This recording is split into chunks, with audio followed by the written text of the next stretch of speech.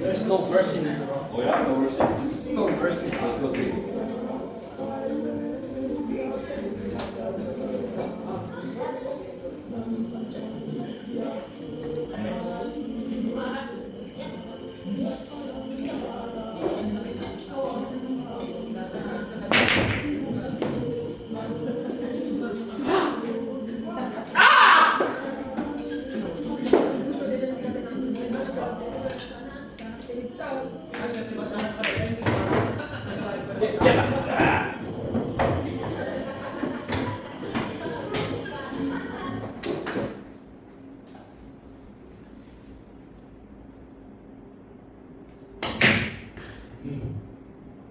Welcome dito sa Camiguin Island.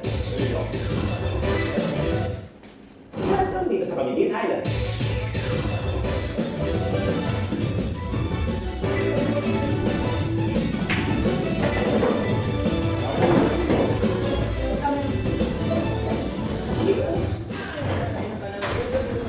Nandito tayo ngayon sa pinakamaliit na probinsya ng Mindanao. Sa pinakakilala sa tao.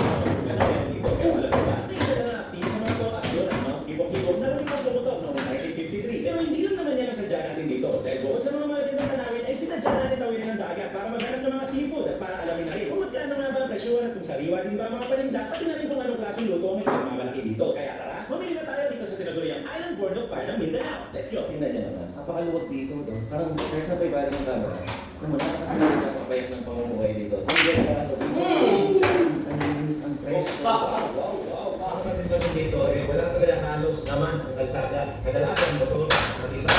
Naman sa rin, halos mabilang mo lang. May mga lalaki sa bayan natin dito. Wala kang ma-experience sa traffic dito. Ang ganda sa isla na ito. Sa kasalukuyan, may naghahanap pa kami. Ay, wag namin. At ito lang ang nangyari.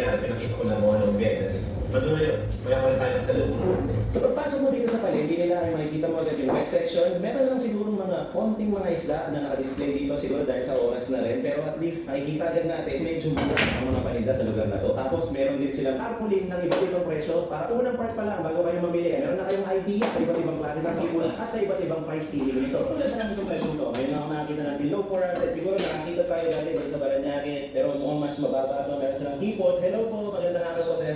Ano po kadalasan ng masarap na luto ba yan? Kadalasan ng sinigang, mga ganun, butter garlic, dahil ayun ang alam natin, pero pwede rin nga pala. Ano nga po pala yung ibang nyo pang pila? Masarap po itong mga iyaw. 230 po. Ilang piraso po kaya abutin para sa isang kilo ng bagay? Dalawa po sir, dalawa. Check po natin. Okay po. Kunin ko rin po yung mga papaihaw ko po mamaya. Dito po yung mga parang fish. Ang parang fish po ba ay common dito sa Depende sa size po. Yung maliit bawal po. Magkano naman po ang kilo ng parang fish? 300 per kilo po sir. Balik lang po muna ako dito sa Lipon. Doon po kuha ko ng isang kilo. Hindi kita natin sa kabila. Meron din iba't ibang mga isda na naka-display dyan, pero maliliit. Mamaya check.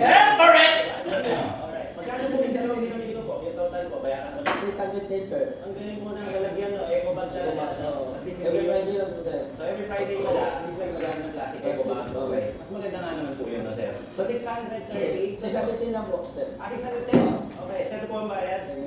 Sa inyo na po yung sukle, give the change. Taas na po ako. Maraming salamat po. Thank you po. Sige po. Tingnan niyo naman yung tubo dito. Alin niyo po. May isang buong tubo dito sa palengke nila. Dito